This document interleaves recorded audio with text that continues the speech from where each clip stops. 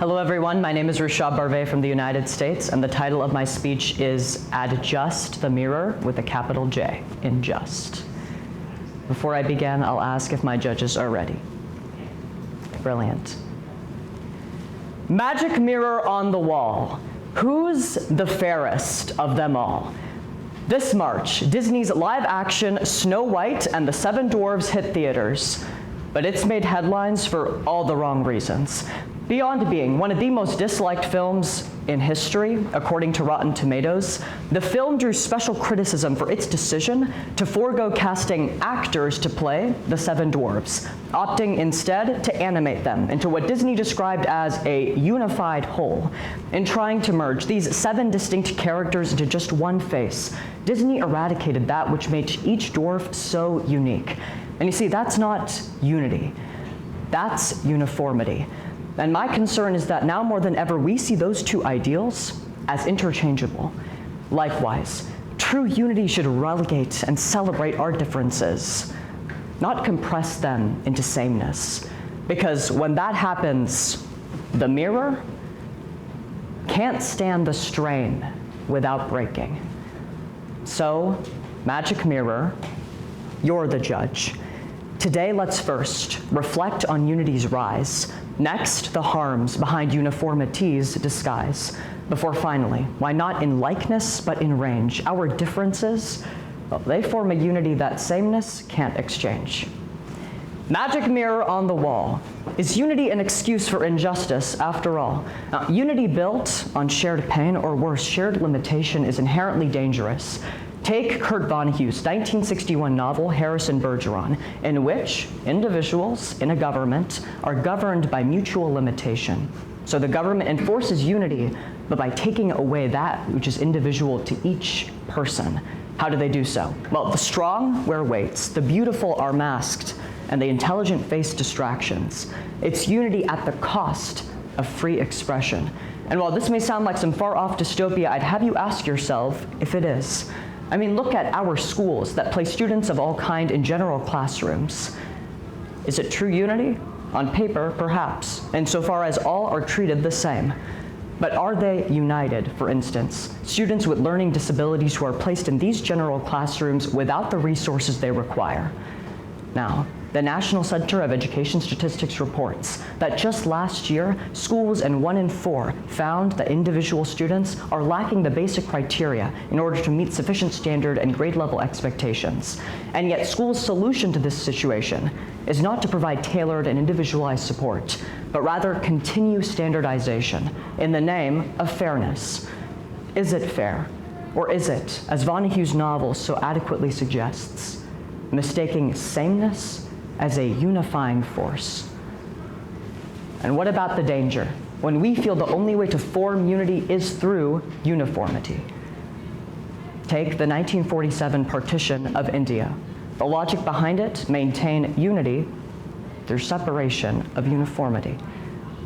For instance, the idea was Muslims to Pakistan, Hindus to India, and the result was one of the bloodiest migrations we've seen in all of human history, the effects of which are observed even to this week, where just yesterday, 22 hours ago, BBC reports that indeed tensions in the region are at an all-time high, with tit-for-tat escalation continuously rising as I speak here today.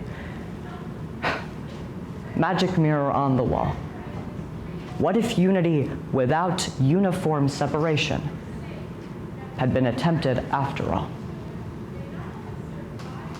Magic mirror on the wall. The solution may just be clearer after all. You know, mirror, we've been talking for a while now, and you've always been the one to decide who is the fairest of them all. I have to ask, is that the right standard? You know, if a doctor prescribed the exact same medication to all patients regardless of their diagnosis, we wouldn't call that fair. We'd call that malpractice. So why do we tolerate malpractice and unity in our daily lives? Because mirror, we form unity not in mirroring each other, but seeing value in every reflection. Magic mirror on the wall. Who is the most united of them all? If we choose diversity over just one view, then that answer truly reflects me and you. Thank you. Oh, Rishabh, stay with me. Thank you. Rishabh, thank you. A beautiful marriage of poetry and prose there in the service of our theme. Yes. Thank you so much. Congratulations for giving a lovely speech. Can I take some questions, please? You stay there. That was a lovely speech. I thoroughly enjoyed it. So today we're discussing whether unity is real if it breaks under strain. While uniformity should not be confused with unity, what is your opinion on strain breaking unity, and do you think it can bounce back after breaking? So you've asked two fundamental questions. I'll answer them in part. The first, if I believe, and rephrase if I'm incorrect, is can unity break? Was that the phrasing of the question? I think insofar as the mirror analogy that I painted was such that yes, unity has the capacity to break if it's mistaken for a wrong standard. The answer I gave was that uniformity is the standard we've mistaken ourselves now more than ever. Andrzej Bodal actually furthers this in his dissertation just last year in Cornell University, speaking to the idea that now more than ever, individuals see that we must all be the same in order for us to be united, calling on several historical instances, specifically and the most tragically, the Holocaust, and not to oversimplify its motivation, but at its core, to amplify a unity at the cost of individual personality. Your second question reminded me, as I believe I answered it in the first. No, it's just that do you think unity can bounce back after being broken by a strain? Right.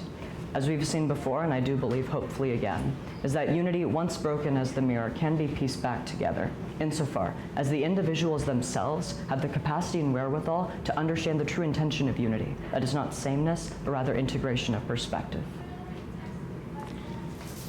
Very confident post there.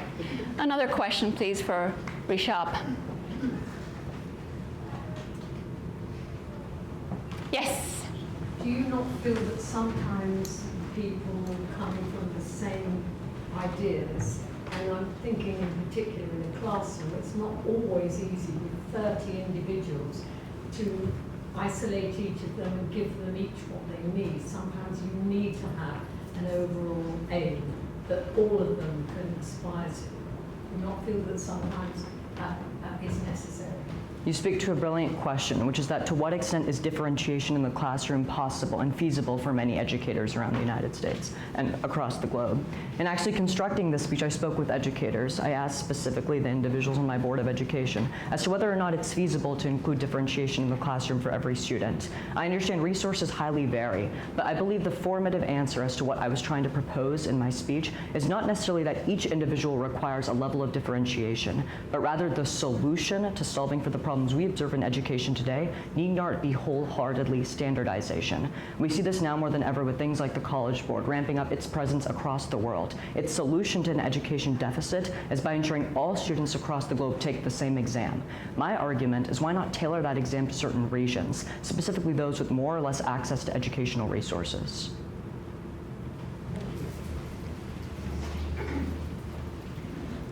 Fabulous. A final question for Rishabh from anyone? Yes? What do you think the modern day threats to unity are? Right. I think now more than ever we are observing in political decisiveness the idea that one must conform all the way to a singular party rather than merge between. We see this as a contrast against fluidity, insofar as today, individuals, if you wish to defend a political viewpoint, are compelled to do so on an extreme rather than a spectrum. And as such, it falls into the same binary observed with uniformity. You must be Republican or Democrat. You must be on the left or the right, and never in between. And that binary is inherently destructive to unity, as its very essence is to find a middle ground. But when today we categorize ourselves in strictly one way or another across the world, we fail to achieve that standard. Hello, my name is Peter Nyvold Børsten-Møller. My country is Denmark, and the title of today's speech will be The Fall of Western Unity. Do you know the story of Cassandra, the tragic heroine from the Iliad? Well, she was blessed with the ability to see the future, cursed so that no one would ever believe her, and forced to see her city, her friends, her dreams collapse in front of her. Look, I might not share the same prophetic insights that she had. However, I also have fears for the future. And those fears are made manifest when Donald Trump says we're going to get Greenland one way or another, when Canada is reduced to the 51st state, and when tariffs and trade wars become commonplace. Because I'm afraid, I'm absolutely terrified of closing my eyes and opening them up to a world that I do not recognize. A world in which Western unity, when the alliance between Europe and the US no longer exists. Unity, to be real, must stand the severest strain without breaking. And that was the unity that I believed existed between Europe and the US. I thought it would persist no matter the American president, no matter the European prime ministers, but it didn't. Something happened. A trend started, and it might be hard to pinpoint exactly where and when and why, but there's one event, one turning point I want to talk to you about. One that changed the direction for Europe, for Western unity, and for my own country, Denmark. The 2025 Munich Security Conference. Let's paint the stage here. The Trump administration has just gotten inaugurated. It's the first major conference. The world is in turmoil. The topic of Ukraine. J.D. Vance, Vice President, steps up to the podium, grabs a hold, and he's ready to speak of defense, security, of drones and of missiles. And he opens his mouth and he speaks of Europe. But what Europe does he speak of, you might ask? Well, he speaks of a Europe that is democratically bankrupt, a Europe in which elections are overturned without evidence, as he says happened in Romania. He speaks of a Europe that fundamentally does not deserve the US. And he ends with this quite chilling quote. There's nothing America can do for you, nor for that matter is there anything you can do for the American people. And this rhetoric, this way of looking at the world reminds me of a famous time and an even more famous speech. A speech of an Iron Curtain. This time, that Iron Curtain might be descending across the Atlantic. From Nuuk in the north to Lisbon in the south, that Iron Curtain threatens to divide us. And I know some of you might think that this rhetoric is a bit extreme, but the US have made their goals crystal clear, because they wish to reset relations. They wish to return to a world wherein countries act based on their common interests, or well, their own interests, instead of their common values. President Zelensky said it like this. Does the US need Europe? As a market, sure, but as an ally, for the answer to be yes. Europe needs a single unified voice, and currently that voice is missing. So what happened to unity? What happened to just supporting each other because of our common values? Well, these common values of democracy, freedom, collective commitments to peace, I think they still exist. However, that unity was broken by the severest of all strains, the strain of time. There's this one saying, in the US, 100 years is a long time, but in Europe, 100 miles is a long way. And I think this mindset, this change and this difference is the quintessential point of conflict. Because from the perspective of the US, an awfully long time has passed since the events that made us de facto allies. So when Western unity looks up and with its dying breath mutters, "Et tu, America," well, there's no issue for them to drive in the dagger, because the time for being allies simply for the sake of it has passed. It's this business, it's politics, it's nothing personal. Vance's speech made me realize something, a truth I did not want to realize, that they, like other superpowers, would use their economic and political leverage for their own benefit. And when your usefulness is about to run up, so is your alliance. That shining city upon a hill is no more if it ever did exist. So what's the point of this? What am I getting at? Look, Western unity might be on the decline, but that does not mean the fall of European unity, or of global unity. So I ask this of you. Don't make me the next Cassandra. Next time you're confronted by the fall of European unity, or unity in general, remember my speech. Whether that be online or in the voting booth, choose what unites us instead of what divides us. Because we have to stand together, walk together, work together, find new solutions, new security parameters, new frameworks. Because for this world to emerge better after this crisis, we have to stand together, united as one. Thank you. Peter. Oh, sorry. Compelling arguments there, and I love your very skillful use of many paralinguistic features. Fabulous. Do we have some questions for Peter? Yes, can you use your biggest voice for me? I want to ask a question, and it's quite large, so feel free to break it apart a little bit. But what do you think are probably some key things that can help Europe become more united, or help the relationship between Europe and the United States become more united from this point? Thank you so much for that question. And as you said yourself, it is a humongous question, right? It's the reason it's connected to politics. But I have a couple of suggestions. Firstly, a general one. Realize that there's a lot more that unites us than what divides us. I think this is rather intuitive. We're all human after all, and we deal with the same issues. Secondly, stop demonizing each other. As the speaker before me just mentioned, we're quick to put each other into different categories, left, right, Democrat, Republican, and we have to start breaking down those barriers and see people for who they actually are, because unity is only possible when you see others for who they are. Thirdly then, I also think there is, and this will be in terms of the direct relationship between the US and Europe, and that is also about dialogue and openness instead of, for lack of a better word, bullying. The current time, and we've seen it for many, many years, that we've had a very successful, very fruitful relationship. And a change did happen. And I am of the staunch belief that when you talk things out, when you open borders, when you remove walls instead of build them up, solutions present themselves and unity finds a way.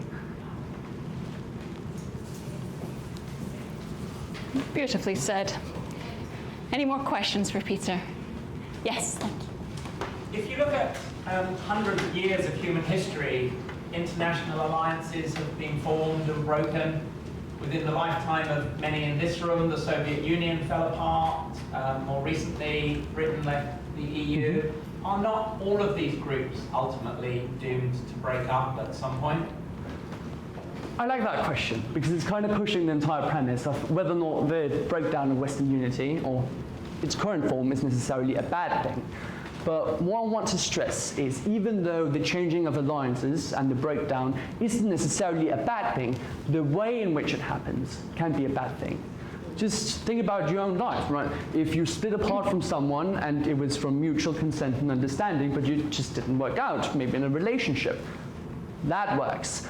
But if you split up because you had something going on and then one part starts becoming really toxic, that won't work again. That's when bad blood is created, and that is when a lasting barrier is created that makes it harder for unity to return, for collaboration to return, and for this global society that we all enjoy to return.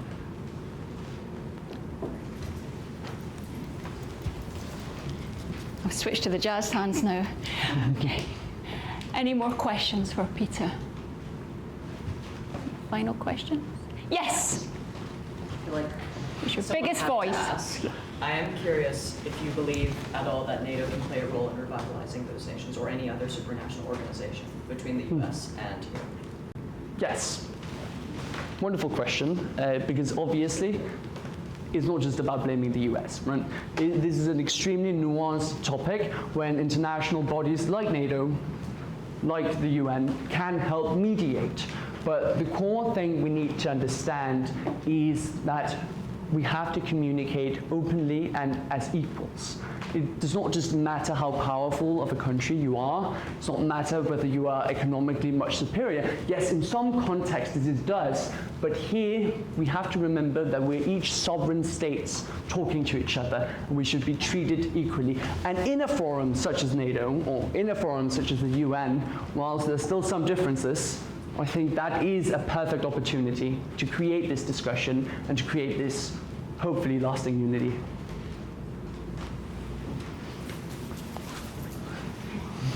My name is Hiroyuki Fujisaki, and I'm from Japan. And the title of my speech is The Unbreakable Bridge, Unity Through Strain.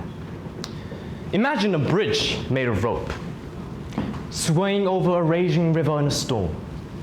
Each strand alone would snap under pressure, but woven together. they create something far stronger than a sum of their parts. A bridge that carries people safely across. Unity is like that bridge. To be real, it must survive the fiercest storms unbroken. I think of Japan's responses to natural disasters like earthquakes and tsunamis, which tests our bonds time and again. We don't unite simply when it's easy. We unite to survive, to rebuild, to carry each other through darkness. Mahatma Gandhi's Indian independence movement proved that unity isn't just about standing against a common enemy, but standing for a shared vision. And that vision gave them the resilience to hold together. Our world today faces global challenges, climate change, social inequalities, wars that demand unity like never before. Yet, the world remains divided by artificial borders, ideological differences, or simple misunderstandings. Now, can we stand these strains? Can we find a unity that bends but does not break? Now I recall a debate I had with Giacomo from Italy and Kieran from Germany during an international seminar back then when I was 15. One evening in a dorm room, as we discussed climate change, our conversation quickly turned into a heated debate. Kieran was passionate about the roles of strict government policies. Giacomo, on the other hand, believed grassroots efforts were more powerful, and I argued for balancing innovation with tradition. The tension grew, and for a moment I wondered if we were weakening our ties rather than strengthening them. But something remarkable happened. Kieran paused and said, "I want to understand where you're coming from." Giacomo nodded, and we all did the same. We stopped to listen. Over the following days, the debate turned into collaboration. Giacomo shared how Italy's small farming communities were adapting to sustainable practices. Kieran explained Germany's renewable energy model, and I shared Japan's resilience against natural disasters. Together, we weren't trying to convince, but to learn from each other. At one point, Giacomo shrugged and said, "Honestly, most global conflicts could be solved with the proper Italian gelato." Kieran and I looked at each other and nodded. For once, we all agree. In these conversations with Kieran and Giacomo, I saw something powerful. Our differences weren't barriers. They are threads, weaving together something stronger. A bridge of mutual understanding and respect. Now this is unity in action. It's not always smooth. It doesn't mean agreeing on everything. It means recognizing the value in each other's perspectives and holding together when it matters most. True unity requires action. Schools should encourage students to engage in global issues, not just academically, but through real collaboration such as this IPSC or Model United Nations. Governments must prioritize diplomacy over confrontation. Only when we actively build bridges can we truly stand strong against the challenges we face. True unity can be achieved by gelato, made up of following 3 ingredients. Listen to others, embrace differences, and stand together even when the tensions rise. Gandhi's challenge to us isn't just to find unity in calm times, but to nurture it when the storms hit. As we move forward in a world that desperately needs bridges, not walls, may we remember that true unity is more than just standing together. It is standing together unbroken, no matter how fierce the strain. Now, ladies and gentlemen, let us, all of us, become part of that unbreakable bridge. Thank you.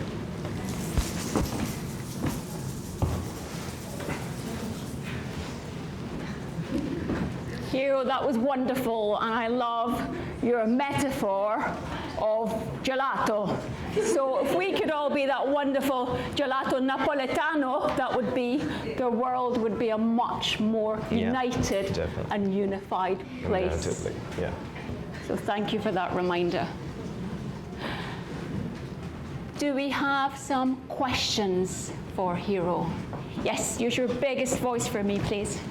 So you mentioned this idea of the gelato, and I'm wondering what role do you think comedy and lightheartedness have in making us more unified?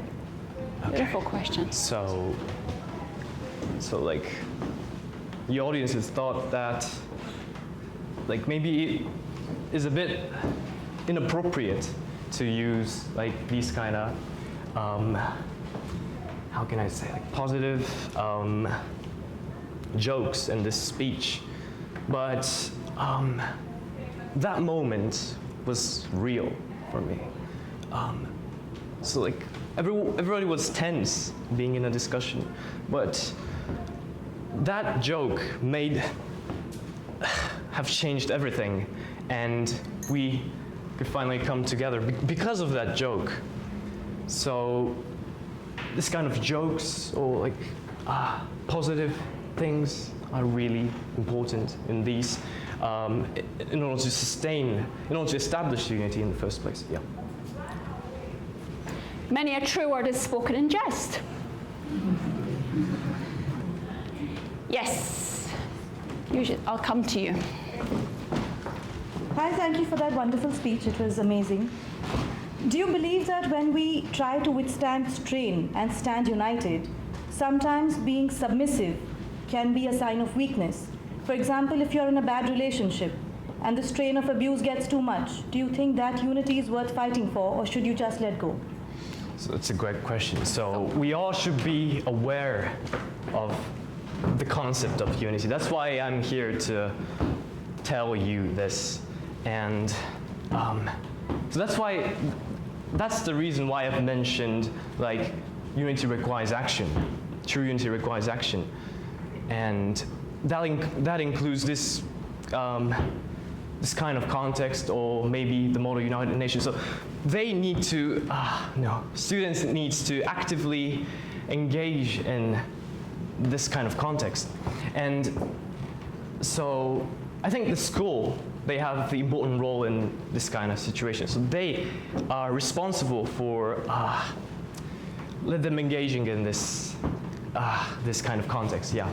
So we all should be active, not submissive. Yeah.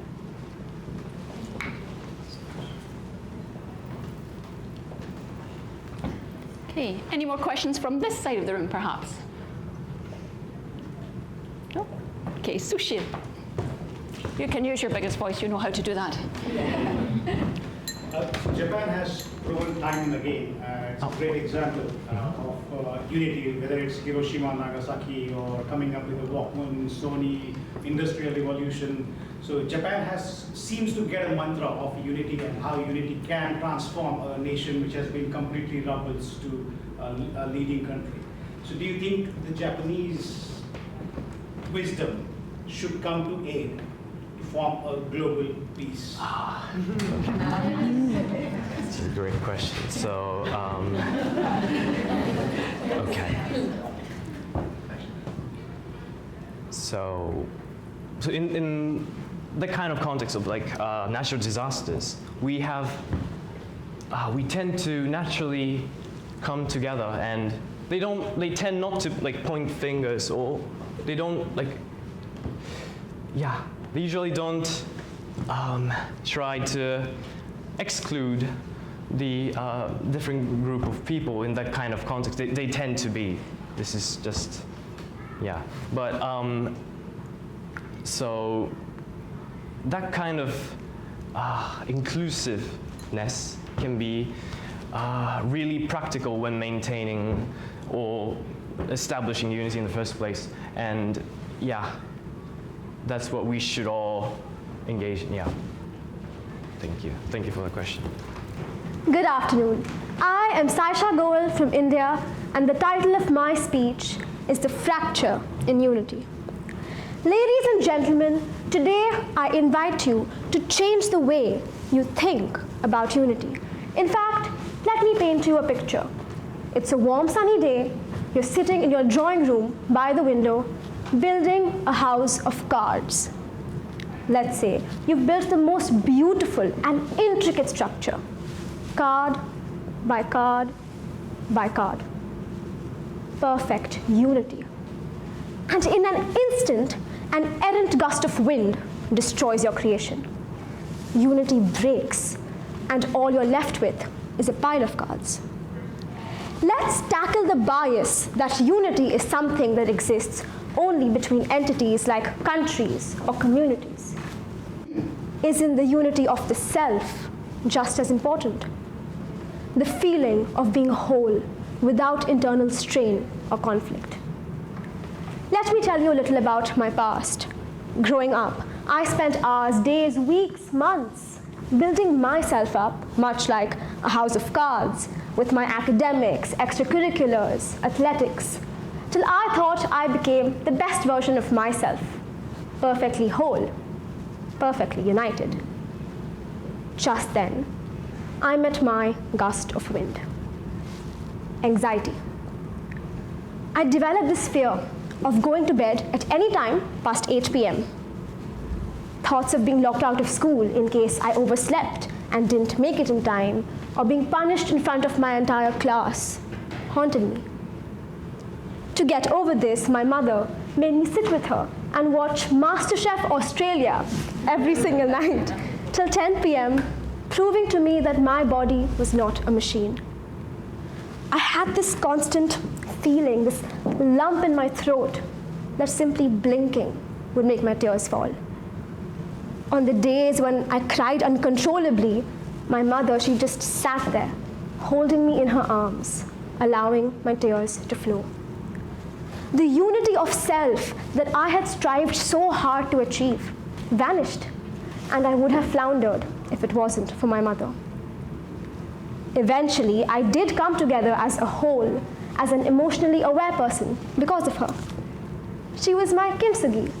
Now, what exactly is kintsugi, you may ask? Well, it is the Japanese art of mending broken pottery with gold.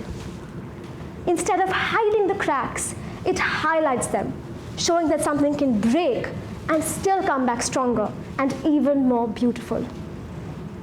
My mother's love was the gold that put me back together. We also rediscovered our bond, uniting us as mother and daughter. In hindsight, I am grateful for that strain that arrived threatening to tear us apart, but only strengthened our unity in the process.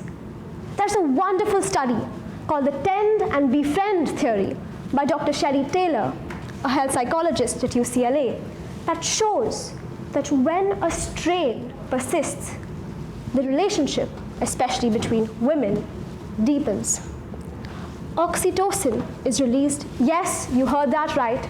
Oxytocin, the love hormone, one that encourages bonding and trust. I learned that stress doesn't always lead to breakdown. It biologically pushes us to seek and form unity. Aristotle once said, "The whole is greater than the sum of its parts." All of us here, all our countries, are parts of this whole, of this world. We often underestimate the power of being seen. I know how I felt when I realized that my mother truly saw me for who I was during my darkest times. Now imagine this on a larger, maybe global scale. Perhaps the secret to world unity, or the first step, lies in simply listening to one another. And there we go, right here, right now, in this very room, you and I are already walking in the right direction. Be the gold for someone else's cracks. Because when people come back together after the storm, they don't just reunite, they reinforce, they reignite. So today, as I end, promise me that from this moment onwards, you will not merely tolerate strain, but you will celebrate it. Maybe you will realize that it was the glue you needed to keep your house of cards together all along. Thank you. Saisha, thank you, and my apologies for mispronouncing your name the first time round. Thank you for reminding us all that our vulnerability is also a key part in our search for wholeness. And when we achieve that wholeness, we can share that with others. Beautiful. Do we have any questions for Saisha? Yep. Yeah. Besides your relationship with your mother, what else has made you realize, or what else makes you feel like you are whole? What adds to your confidence in yourself and your identity? Thank you for that. Thank you for that wonderful question. It's something I've been waiting to answer. So, as most of you know, I come from India. It is a land known for people, for big families, and I have grown up in a family of 10 people. So it's not just my mother who's always been there for me, this beacon of hope, this guiding light in my path, but my entire family. In fact, I said this in my impromptu speech as well. My little sister refused to let me come here without this lucky bracelet she made for me. It's these small acts of kindness and love that help me become the person I am, and that is the key to my confidence.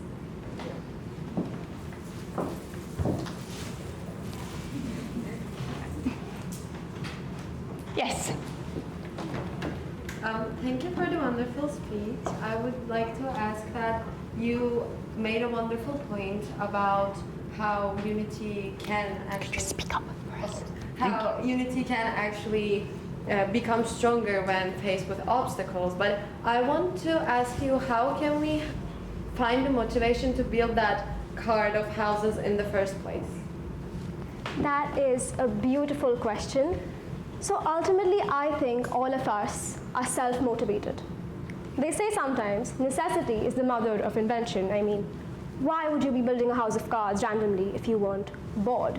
Now, of course, that is me answering the question to that specific analogy, but I'm sure you meant it on a deeper level. It's not an actual house of cards, but how do you find the motivation to start a daunting task? Just know that you can find that gold within yourself. I found the gold to my kintsugi in my mother, but each and every one of you have that gold within yourself. Mine that gold from within yourself, and you will know that no obstacle is too difficult for you to cross.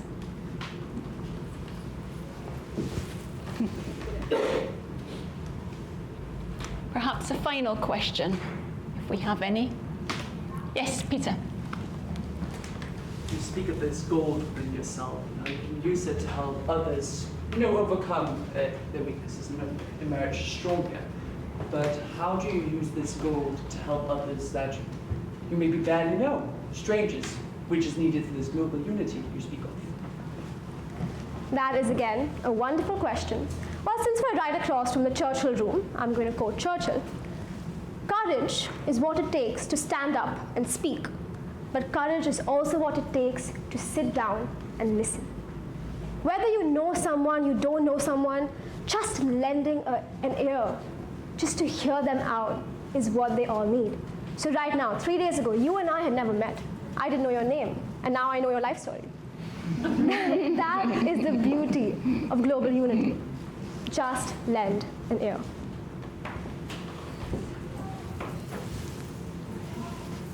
Hello everybody, my name is Farah Shadaid. I am representing Lebanon, and the title of my speech is Ancient Themes in a Modern Land. The date is March 13, 1964, and a young woman named Kitty Genovese is walking back home from work when she is brutally attacked outside her apartment complex by two men. And for over 20 agonizing minutes, she kicked and screamed and cried for help as her entire neighborhood listened, yet not a single person called the police, each believing responsibility lay elsewhere. By the time help had arrived, it was already too late. Kitty Genovese had died alone, betrayed not by one person's cruelty, but by an entire community's indifference. This tragedy later became the symbol of a deeper illness, one labeled by social psychologist Darlene Latine in 1968 as the bystander effect, which is where inaction spreads like a virus in large group settings under the assumption that somebody else will take care of it. But this is not just a shadow of 1964. In our modern world, where life is so fast-paced and stressors only push us farther apart, we have grown dangerously accustomed to isolation. In a world that further prioritizes individualism over collectivism, which is where a person's individual choices are woven into a group's quality and well-being. As a result of first world nations leading individualistic lifestyles, collectivistic cultures have begun to forego their values in place of shinier, newer, individualistic values. Thus, indifference is not innate. It is a social construct, and it is taught. As children, we learn it from our parents. We observe them. We observe not only how indifference is practiced, but also who is deserving of our indifference. And now, as adults, we scroll past suffering, we ridicule empathy, we see an issue and we tell ourselves, that's not my responsibility, that's not my problem. Someone else will take care of it. But what if someone else doesn't exist? What if unity isn't some grand, distant ideal, but instead a collection of small but deliberate acts? When first writing this speech, I had no faith in the existence of unity, none at all. But after some reflection, I arrived to this conclusion. What is community if not a group of people united? And what is a group of people united if not a community? Unity is the recognition that community isn't something that happens to us. It is something we create, one choice at a time. Additionally, sociologist Emil Durkheim speaks of solidarity, the bonds which hold society together and keep us from falling apart as humans. This manifests as a stranger speaking up against harassment, a sibling defending you against an angry parent, your roommate helping you pick your outfit for the competition today. These are all small but very real examples of unity, of how we can express it in our daily lives. Many people will try to convince you that the bystander effect is innate, it's human nature. I call that cowardice. Apathy is not human nature. It is not innate, it is practiced. And the opposite of unity is not conflict, it is apathy. So if we can practice turning away, we can practice leaning in. The world will convince you indifference is easier, inevitable. But it is not. Unity is not a myth, it is a mandate. And it does not demand your grand gestures, it demands you to recognize the fabric, the strings that hold us together as a society and refuse to let them fray. Kitty Genevieve's story haunts us for one very real reason. It demands a question: would we be any different? But here is the good news. We don't have to question. We get to prove it every day in a million small ways. We get to be the ones that pick up the phone. So today, or the next time you see a person, anybody in need of help, ask yourself, if not now, when? If not me, then who? The call isn't coming from anybody else. It is coming from you. Thank you.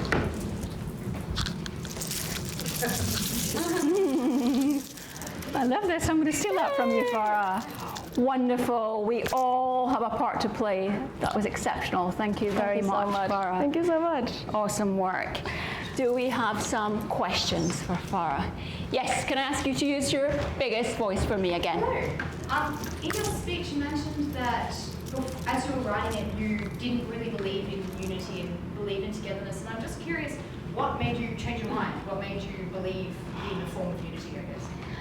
I took a very hard look at the world around us and recognized the large influx of protests that are occurring all around the world reminded me that unity does in fact exist, and it takes collective courage to do so.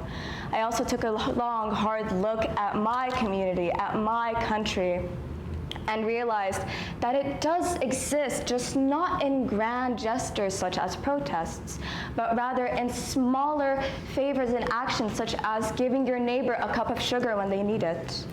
And I think many of us grew up around that concept as well, and that sort of reminded me that unity does in fact exist, and it does have a place, and we all have a role to play in it.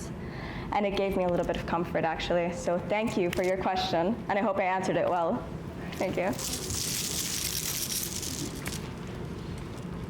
Anyone else? Any other questions for Farah? Yes. You said in your speech that nowadays people think that indifference is innate, it's something we're born with. So as a generation who is growing up with this kind of like thought process, what would you say, what would be your piece of advice to the youth, to people like us, to get over this indifference and not fall prey to the bystander effect? Thank you for your question. And I think of that all the time, especially as a psychology major. I wonder what I could do with my knowledge to really impact the world. And I say to that, do unto others what you wish to be done to yourself. When you are in need of help, you don't want others to turn a blind eye, so don't turn a blind eye to others. Keep caring for others. Find that humanity within you, because once that spark of humanity is gone, I believe truly we are all doomed. So thank you for your question. A final question? Yes. I fundamentally do not believe that this is diminished responsibility, but my partner calls me nosy and interfering. What is the line that we draw in society? Can you just repeat your question, Sure. please? So I fundamentally don't believe diminished responsibility, but my partner, my boyfriend, says that I am nosy and interfering. Where would you see the line? I think it is all down to communication. I think people can, if you are being nosy, and I don't think you are, people do have the right to say, hey, this is more private, I would prefer that I don't speak of this, but it is a very good practice to check in on others and to make sure that you are keeping up to date with others, because sometimes people are not willing to reach out first. They are looking for that one hand that is stretching out and asking them, do you need help? Are you feeling okay? So I think once somebody tells you, hey, I draw the line here, you draw the line there, it is all give and take, but you keep that going, and that is wonderful practice. Thank you so much. I think you've just answered two questions. There is a question in my mind, and you will take your third question, so thank you. Hello everyone. My name is Ugne Žirgutė. I'm from Lithuania, and the title of my speech is Bound by Knowledge, the Nanotechnology Case. A chemist, a physicist, and a biologist walk into a bar. Sounds like the setup to a really bad joke, right? But if these people come to a lab, it's not a joke anymore. It's science. Now, imagine the potential when the expertise of these people aligns and they work as one cohesive team, each bringing their own specialized knowledge to the table. This is what we call interdisciplinary collaboration, and in the field of nanotechnology, it is the key to improving lives. Consider quantum dots, tiny, bright, and colorful particles with remarkable properties. Ever heard of QLED television? The Q stands for quantum dots. Remember the chemist from the bar. He synthesizes quantum dots in the lab, while chemical engineers refine the process for large-scale production. The physicist then studies their quantum effects, specifically how the size determines the color. Then, an electrical engineer joins in, integrating quantum dot technology into TVs, making the colors brighter and Shrek greener than ever. What about the biologist, you might ask? Well, he applies these quantum dots in medical imaging, helping doctors visualize tissue and detect diseases more precisely. This collaboration is not just a nice theory. In 2023, the Nobel Prize in Chemistry was awarded to Moingi Bawendi, Louis Bruce, and Alexei Yakimov, 2 chemists and a physicist, for their groundbreaking work in discovering and synthesizing quantum dots. Their success was not the work of a single discipline. Without this collaboration, the true potential of quantum dots would have remained untapped. Each scientist could very well work alone for a long time, pursuing theoretical knowledge, lost in their equations, experiments, and models, but knowledge, however profound, remains limited if it does not step beyond the laboratory walls. No great breakthrough happens in isolation. True progress requires collective effort. Ladies and gentlemen, there are more examples. Imagine a cancer treatment where nanoparticles transport medication directly to a tumor, minimizing harm to healthy cells. This requires chemistry to develop the carriers, physics to control their movement, and biology to ensure compatibility with human cells. In 2020, Emmanuel Charpentier and Jennifer Doudna were awarded the Nobel Prize in Chemistry for developing a genome editing tool. Lithuanian biochemist Virginijus Šikšnys was also one of the key figures behind this breakthrough.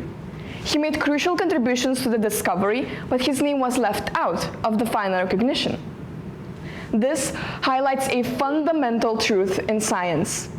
Many brilliant minds contribute to progress, yet only a few receive the spotlight. The feeling of unfairness is natural, and in science it can strain teamwork when recognition becomes more important than progress. But the goal isn't glory. It's improving lives by working together and leaving the world better than we found it. Science itself is not magic.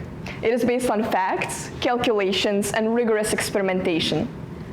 But the magic happens when scientists collaborate with engineers and other professionals from multiple disciplines to bring science to our doorsteps. It is the fusion of knowledge, perspectives, and expertise that transforms theoretical discoveries into tangible innovations. Do I sound too theoretical? Can an ordinary Lithuanian student actually experience nanotechnology? Absolutely. I myself have synthesized quantum dots in the labs of Vilnius University with the help of physics, chemistry, and biology professors. It actually works. So, what does this mean for the future? For us, the next generation of innovators, it means embracing diverse perspectives, teamwork, and knowledge sharing. It means that we must not isolate ourselves in narrow fields, but in 60 degrees and careers that combine multiple disciplines. Be open to collaboration, embrace challenges, and work hard. The greatest mysteries of science will not be solved by a single mind, but by the unity of many. Do not reach for glory alone. Reach for the greater good together. A chemist, a physicist, and a biologist walk into a bar from the lab. Thank you. Ugne, you're anything but ordinary. That was a very, very powerful speech. Thank you so much. I liked the importance you gave to interdisciplinary and cross-disciplinary approaches to solutions and collaboration and unity. Wonderful, lots of food for thought, thank you. Do we have some questions, please, from our audience or esteemed judges for Ugne? Yes, can you use your biggest voice? Yes, so do you really think that seeking glory is not a motivation for success? Could it be partly a motivation for success? Do you seek glory? That's an interesting point, really. Seeking glory, seeking recognition is definitely very important, and it motivates people on a personal level. However, what I believe is the key is balance. You still have to think about the other people around you. You have to focus on the goal, and the goal is to serve your community, is to serve others, and not your own personal glory. So I believe that glory, recognition, that's why we have prizes like the Nobel Prize and others. they motivate people to do something. However, on your personal level, you have to think, what is the bigger goal? What do you want to do? And the balance is always key. Thank you so much for the question.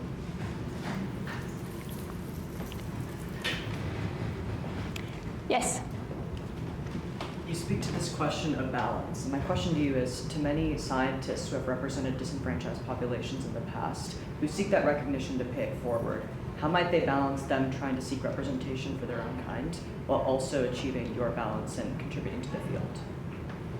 Okay, that's a great question, because each scientist, they come from their own personal scientific background, and they feel pride to be in that specific field. However, in our world, we know so much, we have knowledge, and we have to utilize that knowledge to help us to make the life quality better. So while each field is it's amazing, it's phenomenal in its own way, you have to remember that it's all connected. We have different things that appear in both chemistry, physics, and biology. One invention, a branch of physics can be based on biology. The other one can be based on chemistry. So I think it's important to know where your knowledge came from, and that no single individual, no single field can achieve everything. You need that collaboration. Thank you. Yes.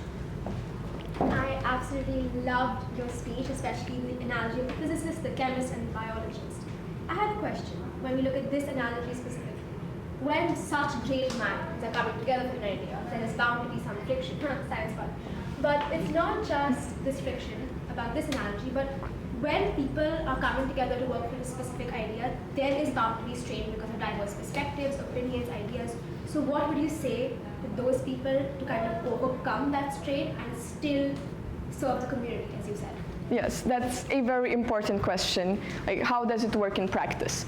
I believe that leadership skills are key in every team. In every team you have a leader. And for this, I actually have a great example. In 2019, the world was amazed by the first ever image of the black hole. The media narrative, it quickly became about Dr. Katie Booman, the woman who captured the black hole.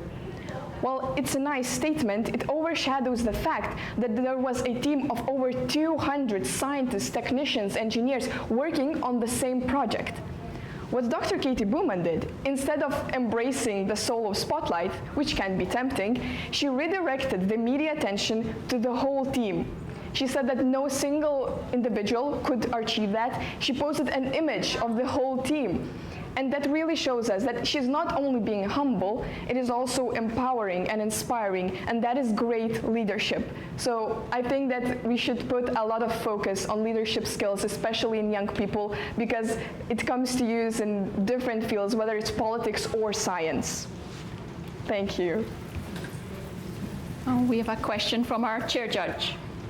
Well, I was just going to say, you focused a lot on scientists, but what about even wider collaboration? What if walking into a bar was a physicist and a historian, or a biologist and an artist? Yes, that's so true. There are so many disciplines in our world. And for example, each scientific project, it needs funding. This is how our life is structured. You need funding. So a financial person, a financial assistant, is very useful in that team. You can also take a historian. He can tell you about how each invention benefits humanity, and then whether it would be the right choice to focus on that specific project. Or you can even take an artist. An artist has completely different perspective, and it helps people to avoid tunnel vision, to bring people in from other fields. You have scientific, and you have humanities, you have literature. So I believe that collaboration should be really worldwide and discipline-wide. As I've talked about science, because it is my personal passion, I have the most knowledge in it, but I definitely do believe that people with different backgrounds can contribute to the bigger goal, to the whole one shared goal, that is to benefit humanity.